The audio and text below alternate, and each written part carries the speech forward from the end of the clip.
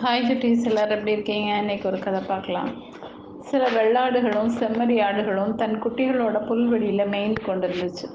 அப்போது செம்மறி ஆட்டுக்குட்டிகள் நுனி கொழுந்துகளாக பார்த்து மேய்ஞ்சிக்கிட்டு இருந்துச்சு. அதை பார்த்த வெள்ளாடு, என் அருமை செம்மறி குட்டிகளை இப்படி நுனி கொழுந்தாக மேய்ஞ்சிங்கன்னா நாளைக்கு நமக்கு உணவு கிடைக்காது.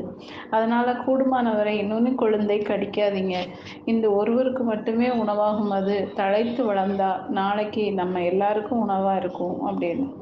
அதை கேட்ட செம்மறியாடு, நீ உன் வேலையப்பா, என் குட்டிகளுக்கு எது இஷ்டமோ அதைத்தான் உண்ணும்.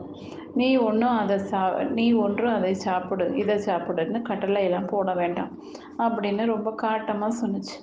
ஆனால் வெள்ளாடு தன் குட்டிகள் நுனி குழந்தை கடிக்க விடாமல் கவனமாக பார்த்து கொண்டுச்சு. கொஞ்ச நாள் போயிருச்சு. செம்மறி ஆடுகள் மேய்ந்த இடத்துல ஒரு இலைத்தழை கூட காணலை.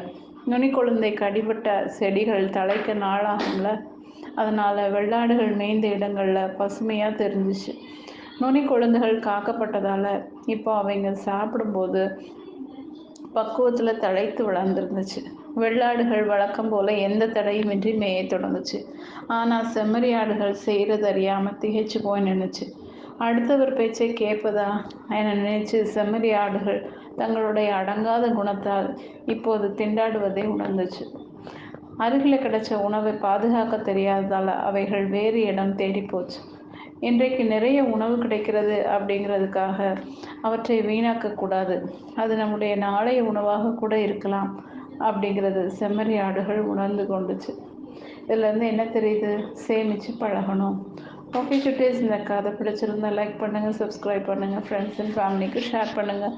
கூடவே இந்த பெல் ஐக்கானையும் கிளிக் பண்ண மறக்காதீங்க. பாய்.